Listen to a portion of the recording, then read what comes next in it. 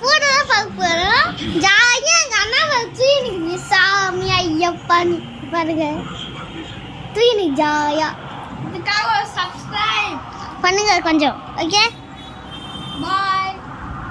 இது ரொம்ப சேட்டெல்லாம் பண்ணும். அதெல்லாம் ரொம்ப சேட்டெல்லாம் பண்ணும் தானே. இது மேலே அப்படியே உட்காந்துக்குச்சு பாருங்களேன். ஆனால் உட்கார வேணும். ஜாலியாக தூணி அது எஸ்கேப் ஆகும். கைஸ் பார்த்தீங்கன்னா அது உள்ள போகுது.